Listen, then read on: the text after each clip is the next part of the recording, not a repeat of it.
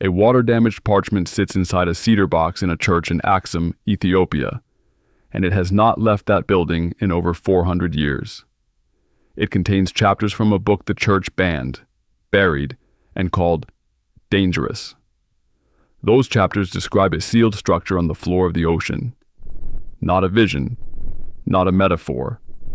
A location with materials, dimensions, and a door that cannot be opened from the outside.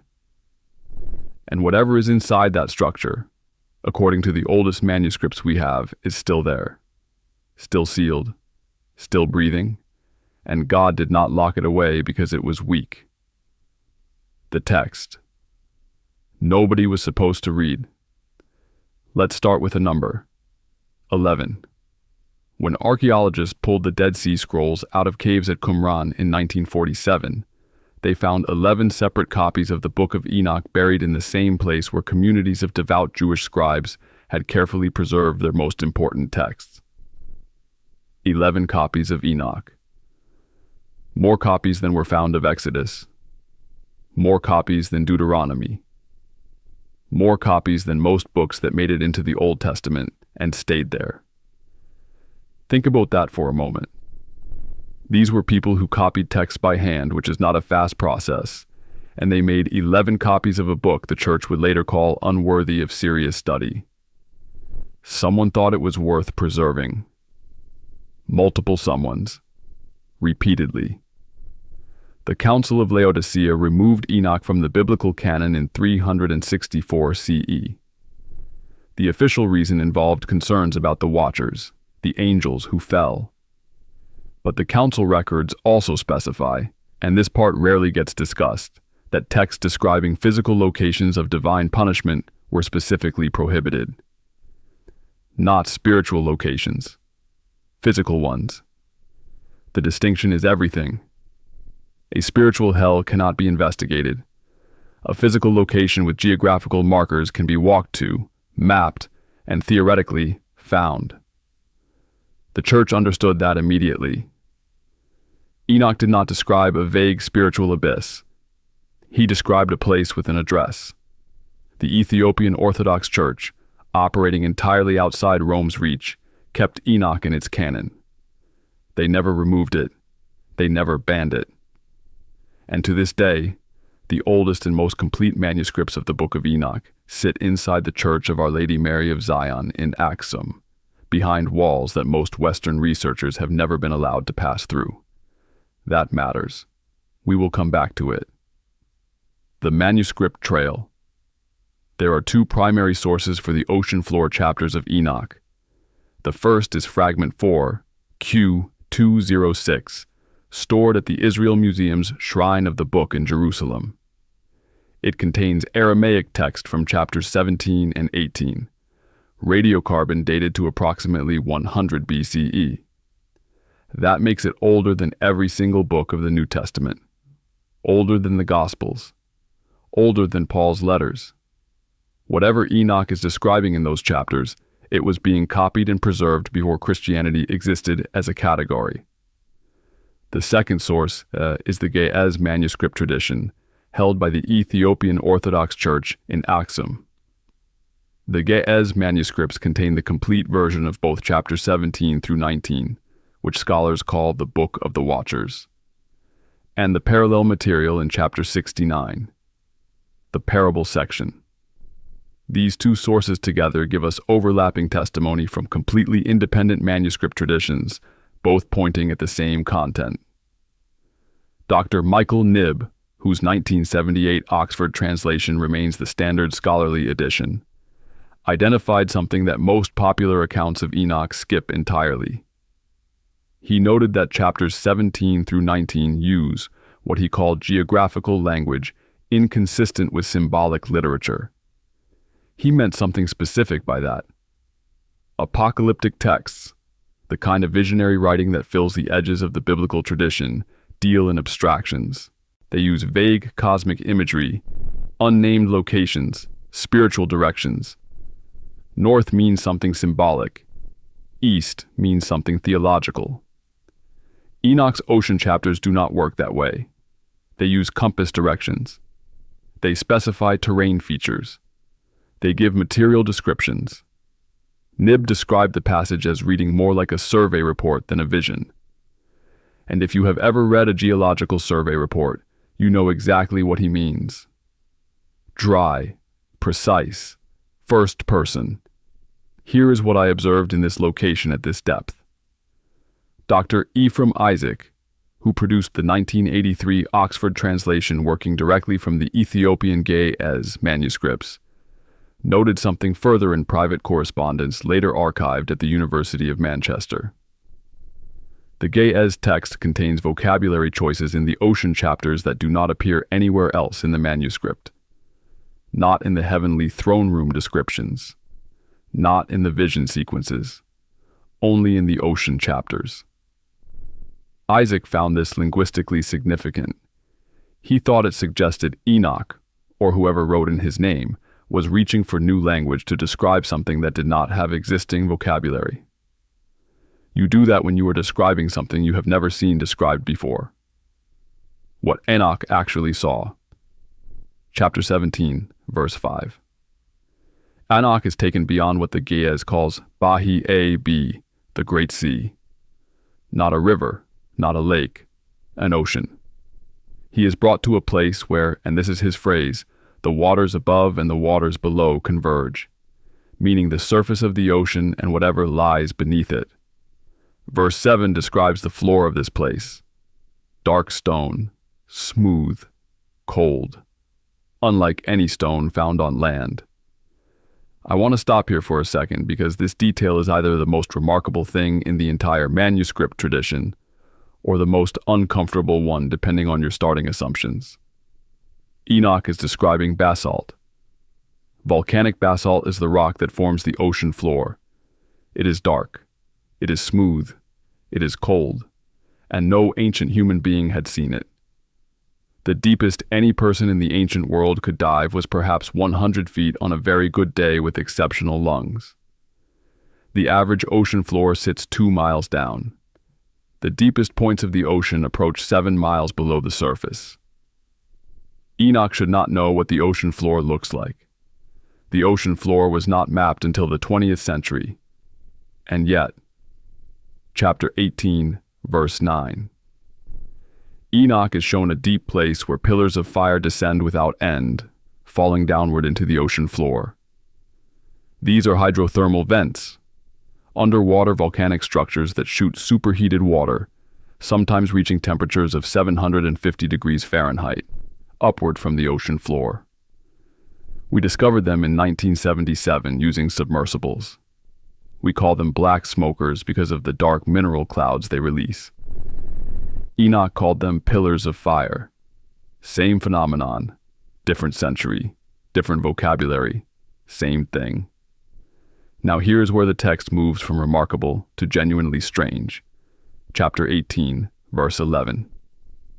Enoch writes that beyond the pillars of fire, he sees a structure. Not a cave, not a natural formation, a structure. He describes walls made of stones of hail, ice compressed under enormous pressure, white and blue and translucent. He describes fire burning along the perimeter of the structure without melting the ice walls. He describes the floor as that same dark basalt. And he describes a door. He describes reaching toward the door and the angel Uriel stopping him. No explanation. Just, do not touch it. And here's the detail that most Western translations remove entirely. The door has no handle on the outside. It can only be opened from within. Read that again, slowly. The door has no handle on the outside. Enoch does not comment on this. He records it the way a first responder records what they observe at a scene. No editorializing, no theological interpretation. Just, there is a door. It has no handle on the outside. We moved on. The implication sits in the text like a stone in still water. Whatever is inside is not trying to get out. Or it cannot. Either way, this door was not designed for a visitor. It was designed for a warden. And the warden, it appears, is on the inside. The beings inside. Chapter 19, verse 1. The angel Uriel speaks. He tells Enoch what the structure contains. Here shall stand the angels who cohabited with women. Now, Western readers often conflate everything in the Enochic tradition into one category: fallen angels, full stop. But Enoch is extremely precise about categories, and scholars who work closely with the text will tell you the precision is the whole point. The beings sealed beneath the ocean in chapter 19 are not the same group as the watchers imprisoned beneath the Judean desert described in chapter 10. These are different beings. They receive a different sentence. And the difference between the two sentences is the part that should unsettle you. The watchers under the desert are described as awaiting trial. Temporary detention before sentencing. They are held in a holding cell pending judgment. That is the language of the legal tradition Enoch is writing from. Detention by foreadjudication. The beings beneath the ocean receive no such language. Chapter 19, verse 3, in the Ge'ez manuscript, adds a phrase that most Western translations simply drop. The Ethiopian text says, their imprisonment is le'alam wa ale'em, for ages upon ages. That phrase appears in two other places in the Enochic corpus, and in both cases it describes conditions that are permanent. Not provisional, not pending review, permanent. God did not seal these beings away to await judgment. He sealed them away from the world indefinitely. And here is the theological weight of that distinction. The flood destroyed everything on the surface. Chapter 10, verse 9, records God's instruction to destroy all the souls of lust and the children of the watchers. Surface beings, destroyed, gone. But these beings in chapter 19 receive a completely different sentence. Containment instead of destruction. Sealing instead of annihilation. The text implies something that commentators have been reluctant to sit with directly. These beings could not simply be unmade. The flood could not reach them. Destruction was not available as an option. They had to be held. Chapter 69, verse 14, names the being who manages the seal itself. His name is Casbiel. He is described as the one who revealed the secret oath to the holy Michael. The oath, verse 15 tells us, is what keeps the door shut. And the oath, the text specifies, was sworn before creation, before the ocean existed, before the floor was laid. The seal on this prison was agreed upon before the prison was built. This was not a response to an emergency. It was a design decision. The containment of whatever lives beneath the ocean floor was planned before the ocean was made. The detailed translators removed the standard English editions of Enoch, and I am including R.H. Charles's 1906 translation, which is still the version most people encounter first. Render chapter 17, verse 8, as describing the treasuries of the winds. Abstract, poetic, the kind of phrasing you nod at and move past. The Ge'ez manuscript in Axum is more specific. Dr. Ephraim Isaac, in private correspondence archived at the University of Manchester, identified the Ge'ez phrase as Adar Nafas. It translates literally as the reservoir of breath. Not winds in any meteorological sense. Not air currents. The breath of living things. Stored. Held. Isaac wrote that the full passage implies the place beneath the ocean contains something alive that is still breathing. Now, if this were the only place that phrase appeared in Enoch, you could argue for a translation error, a scribal addition, a copyist embellishment. You could write it off. But the phrase Adar Nafas, or a construction identical to it, appears one more time in the Enochic corpus. Chapter 61, verse 5. Same word, same grammatical construction, different context. In chapter 61, the phrase describes the breath of the righteous dead being preserved until resurrection. The breath of souls that are not yet active, not yet returned to their bodies, but are being held, maintained, kept. Enoch uses resurrection language in chapter 61. He uses the same construction in chapter 17 to describe the contents of the deep-sea prison. Whatever is sealed beneath the ocean floor, Enoch is reaching for the same category of language he uses for souls awaiting resurrection. Not dead, not active, held, maintained. Breathing at a rate too slow to observe, in a condition that has no natural category. I have to be honest with you. When I first worked through that parallel carefully, I had to put the manuscript down for a minute. Because either this is a remarkable coincidence of ancient scribal vocabulary, or Enoch is telling you precisely what is in that structure and doing it with deliberate linguistic precision, pointing you toward a category he already established elsewhere in the text. And he is counting on you to make the connection. What modern science found in the same place.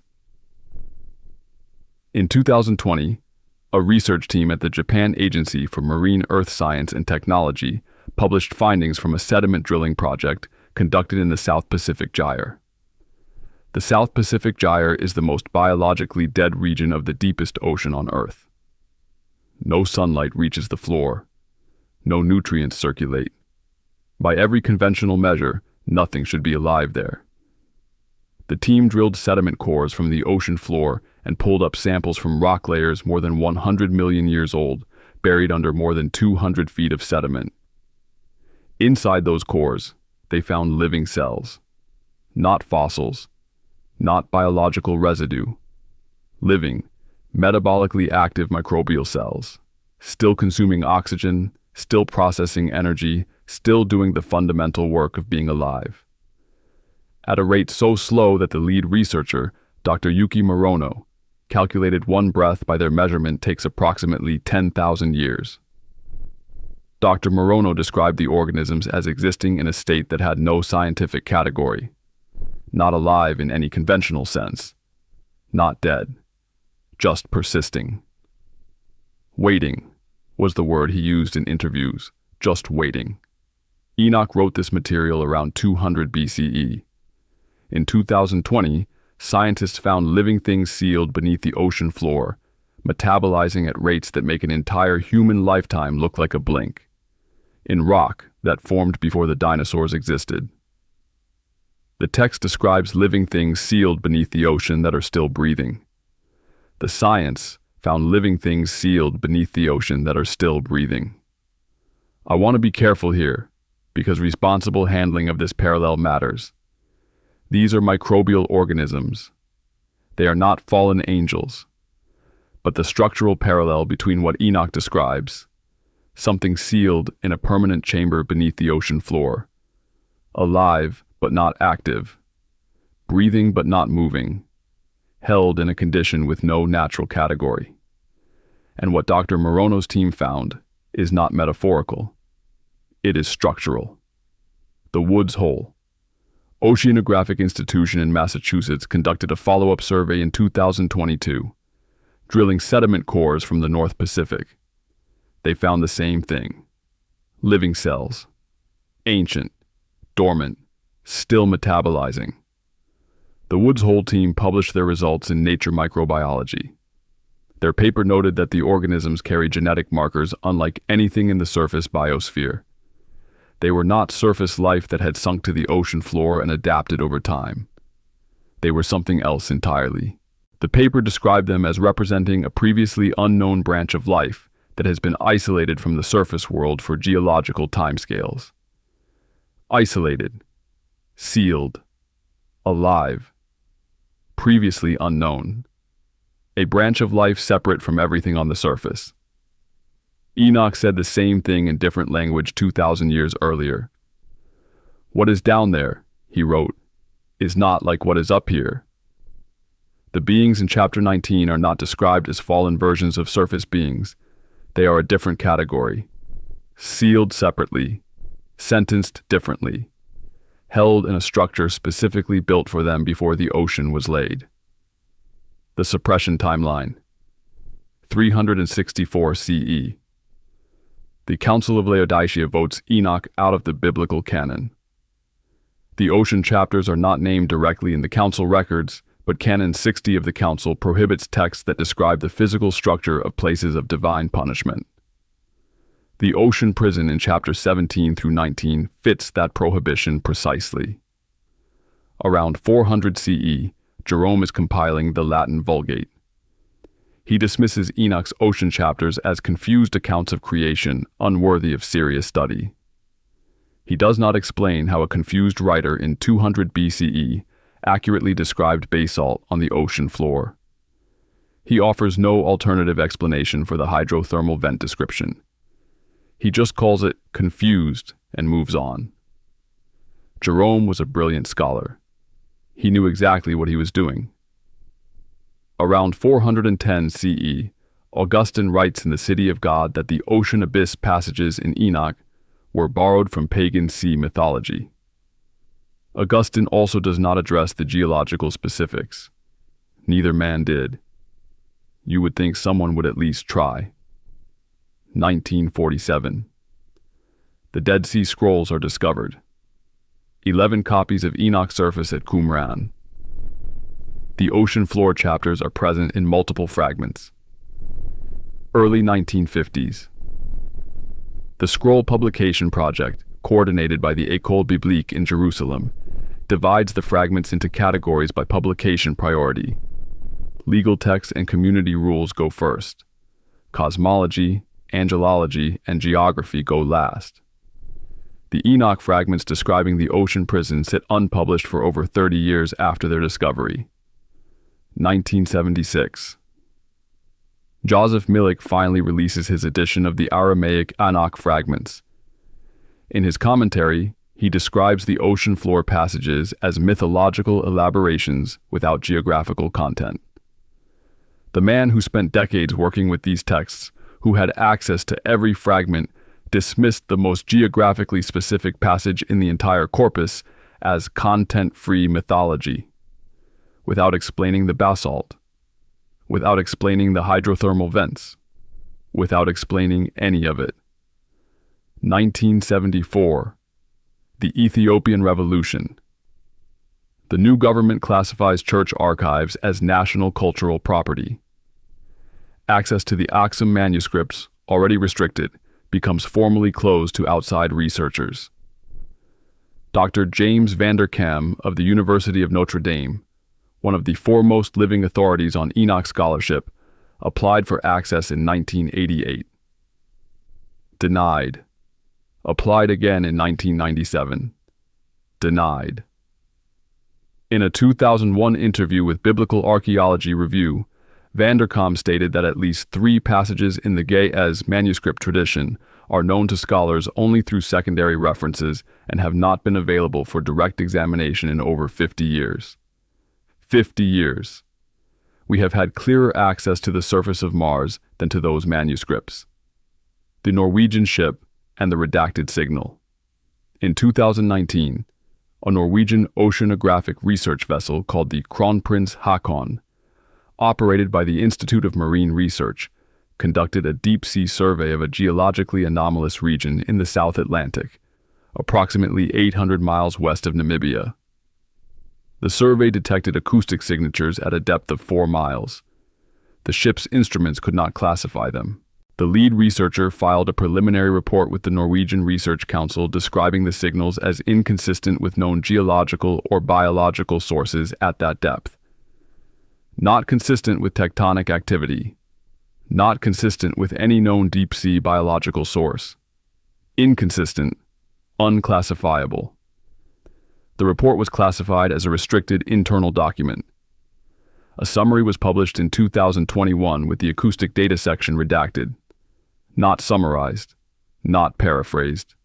Removed entirely from the published version. 2 separate requests filed under Norwegian Freedom of Information law to access the full report have been declined. I want to be precise about what I am and am not saying here. A classified Norwegian marine report does not prove the existence of a sealed supernatural prison beneath the South Atlantic. That would be a significant logical leap, and I am not making it. What I'm saying is that an unclassifiable acoustic signal from 4 miles below the ocean surface was detected, documented, and then the documentation was restricted. And that is a fact. A documented, verifiable fact. Make of it what you will. What the simplest explanation requires. Let me lay out what we actually have.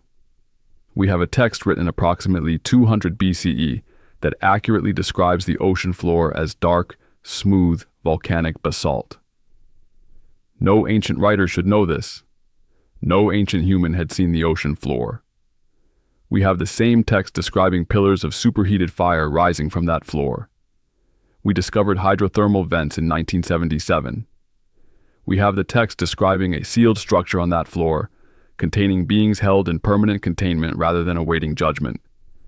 Breathing in a state the text describes using resurrection language, not dead, not active, held.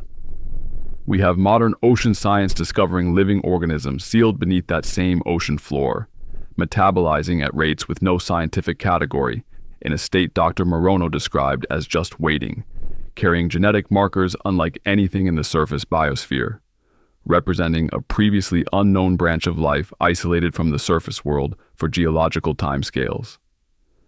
We have the Church identifying the ocean prison chapters specifically as the dangerous content.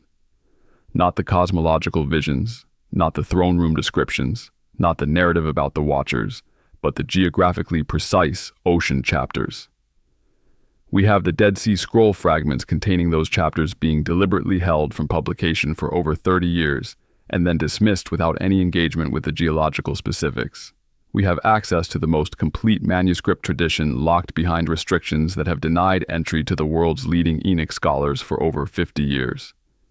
And we have a classified acoustic signal from 4 miles beneath the South Atlantic that the instruments of a modern research vessel could not categorize and that a government declined to make public. Now, the simplest explanation that fits all of that evidence simultaneously is not comfortable.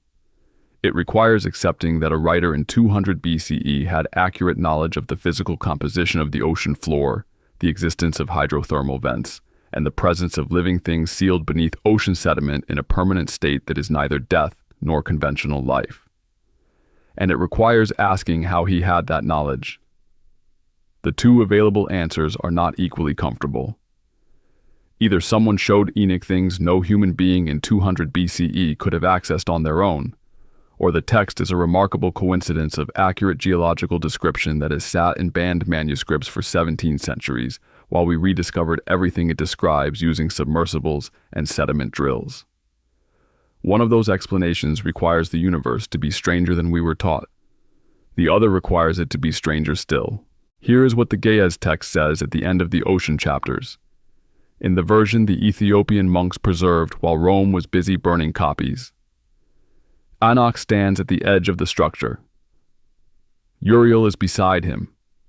The door is in front of him, set into the ice wall on the side facing away from the vents. He reaches toward it. Uriel stops him. And then Enoch records the detail, quietly, without emphasis, as though noting the color of a stone he passed on the road. The door has no handle on the outside. It can only be opened from within. Enoch does not say who will open it.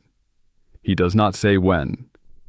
He records what Uriel tells him, that the door will not open until the final judgment, that whatever is inside has been sealed for ages upon ages, that the oath sworn before creation, before the ocean existed, before the floor was laid, holds the structure shut. And then they leave. The text moves on to the next vision.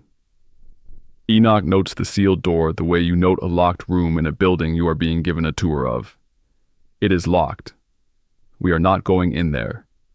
We move on. The Adar Nafas, the reservoir of breath, continues. Whatever is inside continues. The dark basalt floor continues, sitting 2 miles below the surface of an ocean that covers 70% of this planet, and we have explored less than 20% of it. The hydrothermal vents continue, shooting 750-degree water upward through a floor we have only just begun to map. The ancient cells continue metabolizing, one breath every 10,000 years, in sediment cores that a Japanese research team pulled up from a place where nothing was supposed to be alive. The Ge'ez manuscripts continue sitting inside a cedar box inside a stone church in Axum, behind walls that scholars have been trying to get past for 50 years. Fragment 4. Q206 continues sitting in Jerusalem under glass. The redacted acoustic data continues sitting in a file in Oslo. And the door continues having no handle on the outside. Enoch wrote this down approximately 2,200 years ago.